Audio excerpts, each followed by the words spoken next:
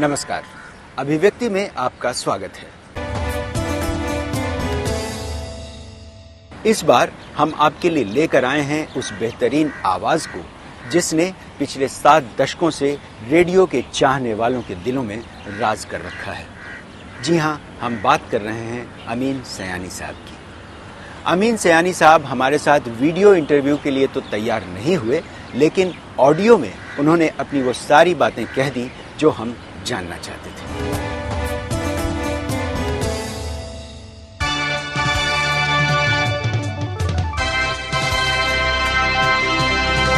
बहनों और भाइयों, मैं आपका रेडियो दोस्त बोल रहा हूँ। जी हाँ, अमीन सयानी। इस आवाज का आज भी हर कोई दीवाना है। ये अकेली ऐसी आवाज है जिसने रेडियो की दुनिया में इतने लंबे समय तक राज किया है। आज भी उनकी आवाज में वही दम और वही मस्त मौला अंदाज बरकरार है। मुंबई के मशहूर रीगल टॉकीज के पास उनका दफ्तर है और यहीं वह हर रोज बदस्तूर बैठते हैं, काम करते हैं और तबीयत ठीक न होने के बावजूद सक्रिय रहते हैं। अमीन साहब खराब सेहत की वजह से हमारे साथ वीडियो इंटरव्यू के लिए तो राजी नहीं हुए, लेकिन उन्होंने ऑडियो रिकॉर्ड करने की इजाजत जरूर दे दी। उनसे हमने इस बात की इजाजत भी ले ली कि उनके पुराने वीडियो इंटरव्यू और तस्वीरों के साथ हम इसे अपने दर्शकों के लिए पेश कर सकते हैं। हमने बात शुरू की तब और अब के बदलते दौर से। भाई देखो, जमाना तो बदलता ही रहता है। हमारे घर में भी अगर हम उस जमाने का माहौल देखें और आज के ज़माने का माहौल देखें तो बहुत सारी चीज़ें गड़बड़ सिर्फ ये है कि हमारा पुराना जो ज़माना था उसमें एक बड़ी गहराई होती थी, उसमें बड़ी सच्चाई होती थी, उसमें दिल साफ रखकर सही बात मुझसे कहते थे। लेकिन आजकल के ज़माने में अब ये धीरे धीरे बदलते क्या झूठ फरेब गड़बड़ें सब हो चुकी हैं। जैसे कि हमारे ज़िंदगी में भी हो रही हैं, भ्रष्टाचार और बलात्कार और छीना झपटी और टैक्सेस ऐसे कि सब लोग सीधी तरीके से आराम से जी नहीं सकें और जो सच्चे लोग हैं वो बेचारे मरते जा रहे हैं। जैसे गुलजार ने बहुत सही बात कही थी अपनी एक कविता में, आजकल रोज अखबार मेरे घर खून में लथपथ आता है। आज के माहौल से आहत अमीन साहब मानते हैं कि जब तक मन साफ और सच्चा नहीं होगा तब तक हालात नहीं सुधरेंगे।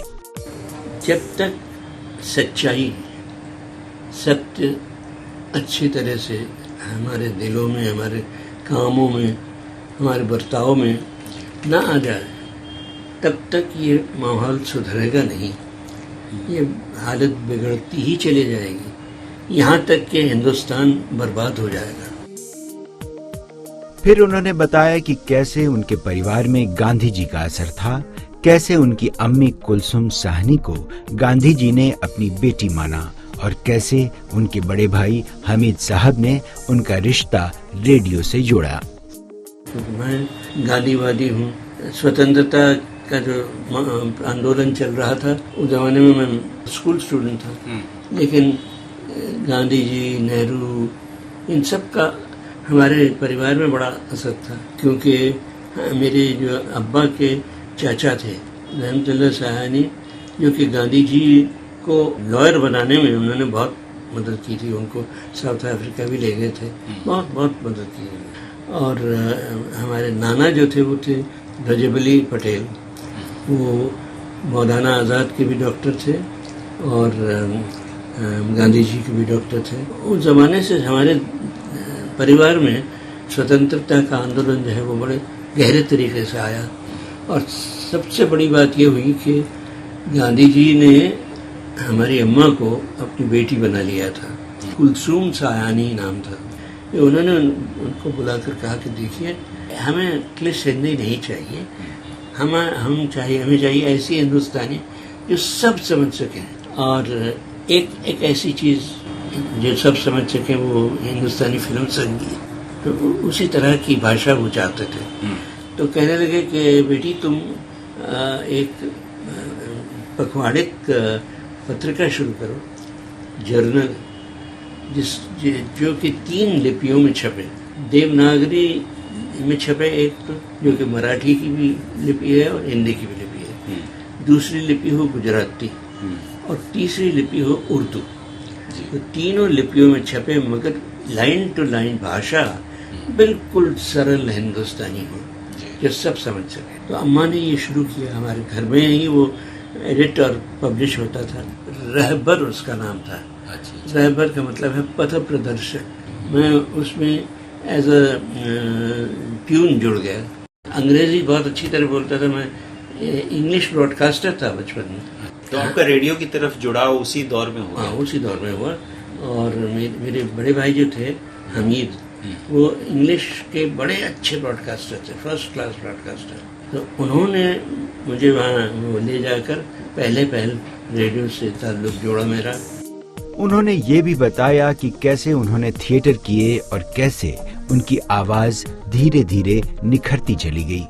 आवाज आपकी बचपन से ही बिल्कुल ऐसी रेडियो वाली आवाज थी? एकदम तो नहीं, धीरे धीरे। लेकिन धीरे धीरे बड़ी मैंने मेहनत की उसमें। जी जी। एक उस जमाने में हमीद भाई ने ज्वाइन किया था, एक थिएटर ग्रुप नाम का इदारा था जो प्लेस करता था अंग्रेजी में।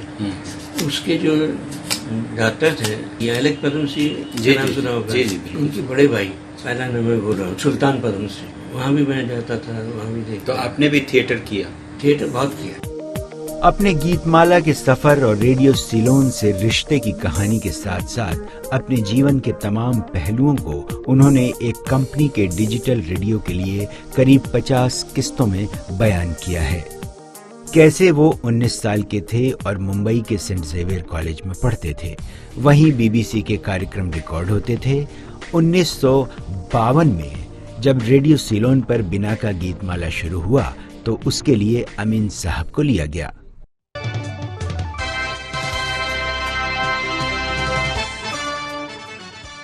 यह शो इतना लोकप्रिय हुआ कि अमीन साहब रेडियो इंडस्ट्री के बेताज बादशाह बन गए। लेकिन तब और अब रेडियो में बहुत फर्क आ गया है, जिसे अमीन साहब कुछ ऐसे बयान करते हैं।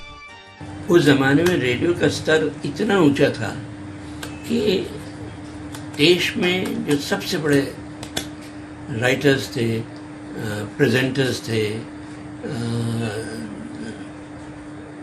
और भी लोग जो बोल पाते थे, लेक्चर अच्छी तरह दे पाते थे, ये सब आकर इसमें हिस्सा लेते थे और अपने आप को बड़ा खुशकिस्मत समझते थे कि हमें रेडियो पर हमें बोल रहे हैं। ये बड़ी इज्जत की बात है। जी जी। तो उस जमाने का जो दौर का जो जमाना था रेडियो का, लाजवाब था। अब आजकल का जो जमाना आ गया है ना जी, उसमें रेडियो तो क्या हर चीज बिगड़ रही। हम दुआ करते हैं कि अमीन साहब अपनी दमदार आवाज के साथ हमेशा सेहतमंद रहें। अभिव्यक्ति के लिए अतुल सिन्हा की रिपोर्ट।